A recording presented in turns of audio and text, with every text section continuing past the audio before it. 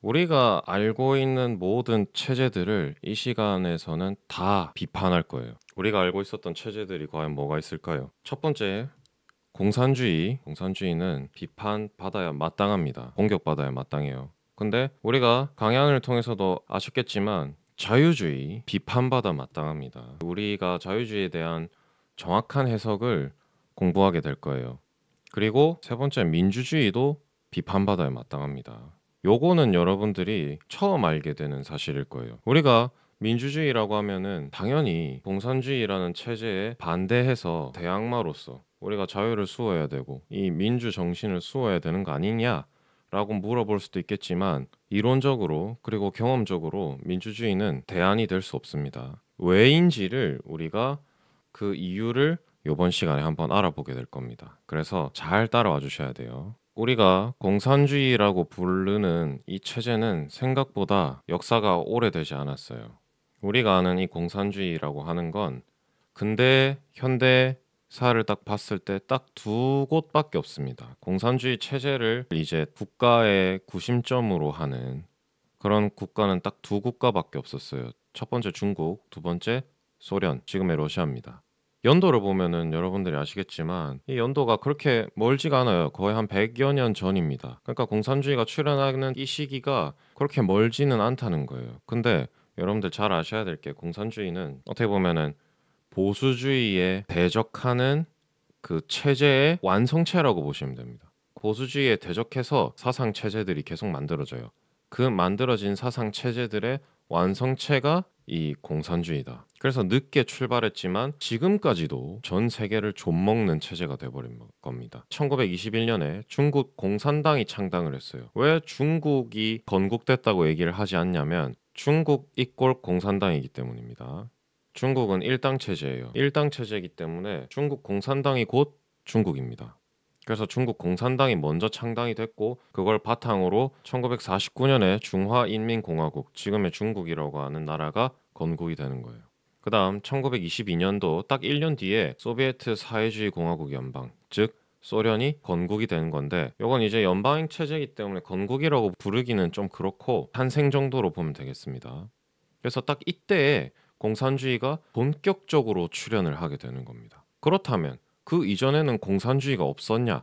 아니에요. 공산주의는 계속해서 다른 이름으로 존재했습니다. 공산주의가 완성체라고 했었죠. 그러니까 부분적으로 공산주의 체제의 부분이 계속해서 발전해 오다가 공산주의라는 완성체로서 드러나게 된 겁니다. 그 공산주의의 뿌리가 여러분들이 충격받을 수도 있겠지만 공산주의의 뿌리가 자유주의예요. 공산주의의 뿌리가 자유주의입니다.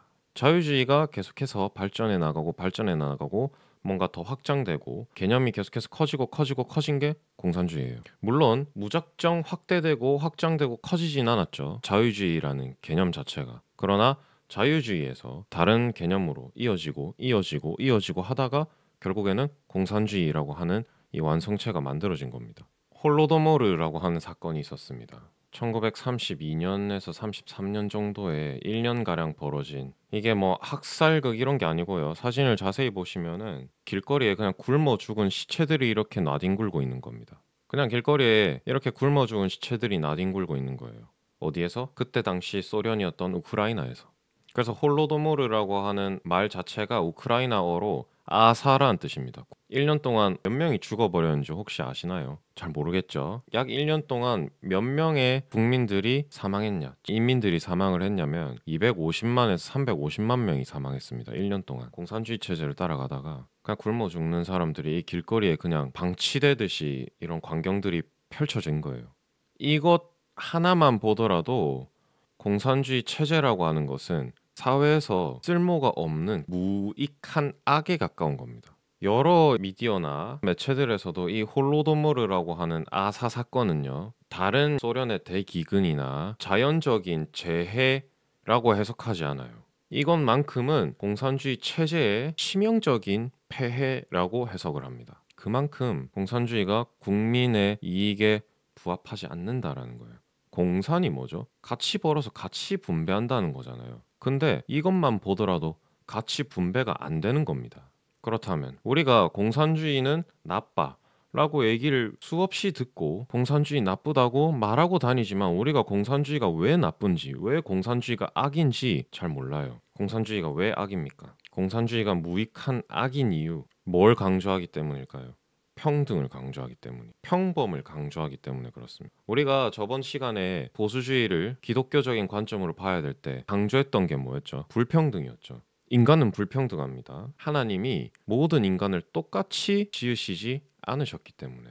그렇기 때문에 불평등이 전제로 깔려야 되는 거예요. 우리가 세상을 해석하고 분별할 때는. 근데 공산주의가 왜 교회에서는 사단이라고 계속 부르냐, 마귀라고 부르냐, 그 악한 영이라고 부르냐면 평등을 계속 외치기 때문입니다. 근데 아이러니한 게 뭐냐면 공평, 공산, 평등을 계속 외치지만 실제로는 이 국가를 누가 지배를 할까요? 유능한 엘리트들이 지배합니다. 이게 아이러니한 거예요. 공산주의가 해악이 될 수밖에 없는 이유. 겉으로는 공평, 공산, 평등을 외치지만 실제로 그 나라를 지배하는 자들은 초인류 엘리트들입니다. 근데 그 체제 아래에서 자라나는 새로운 엘리트들이 있겠죠. 근데 그 엘리트들은 과연 능력이 출중한 엘리트들일까요? 절대 아니죠. 왜? 공평, 공산, 평등.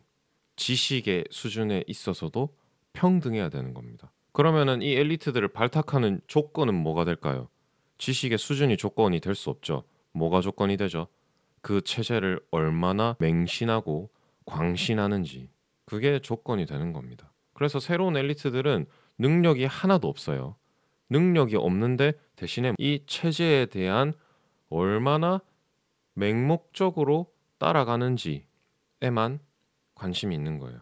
그러니까 새로운 엘리트들은 광신도들이 발탁될 수밖에 없는 겁니다. 처음에 이 공산주의 체제를 수용한 초인류 엘리트들, 국가를 지배하는 자들은 어찌됐든 간에 자신들의 권력을 위해서, 그 유지를 위해서 공산주의 체제를 수용했어요. 다른 체제를 받아들이면 자신의 권력이 끝까지 갈 수 없기 때문에 국민들에게도 권력이 나눠지고 다른 체제들, 다른 집단들을 통해서, 정치 집단들이나 아니면은 헌정 체제들을 통해서 내 권력이 계속 견제받잖아요. 다른 체제들은 예를 들면 뭐 삼권 분립이나 이런 것들을 통해서 견제받게 되어 있습니다. 내가 독재하기가 그렇게 쉽지 않은 체제예요. 그러나 공산주의는 그렇지 않다. 그래서 기회주의자들은 공산주의를 채택합니다. 내 권력의 유지를 위해서. 그러니까 처음에는 이 국가가 유능한 자들의 지배하에 있어요. 그래서 초반에는 어찌됐든 간에 국가를 잘 이끌어갈 수 있습니다. 똑똑하기 때문에. 근데 그 뒤를 이은 새로운 엘리트들이 그 자리를 이어받게 되면, 아니면 그 자리 밑에서 또 국가의 일을 수행하다 보면 이들은 능력이 있나요, 없나요? 능력이 없죠. 왜? 그냥 그 체제를 맹신하는 광신도들이니까 능력이 출중하지 않습니다. 그러니까 대를 이으면 대를 이을수록 이 체제는 붕괴될 수밖에 없어요. 공산주의는. 이제 대를 이어서 이 광신도들이 계속해서 권력을 잡습니다. 그러면은 국가의 수준이 점점 떨어지죠. 그리고 공산주의는 유물론을 숭배합니다. 물질 만능주의를 숭배해요. 그게 하나의 신앙이 되어 있습니다. 유물론은 도덕을 강조하지 않아요. 도덕이 아예 없어요. 이들에게는 도덕이 없습니다. 그러니까 이 권력을 위한 투쟁과 그 안에서의 교활함만 있는 거예요. 광신도들 사이에서는 결국에는 이게 유능함의 기준이 되는 겁니다. 그러면 이들 안에서 살아가고 있는 국민들은 어떻게 될까요? 당연히 이 체제 안에서 살아갈 때는 이렇게 굶어 죽거나 굶어 죽을 때까지 살아가거나 아니면은 그 체제 아래 빌붙어서 살아가거나 선택지가 몇 개 없습니다.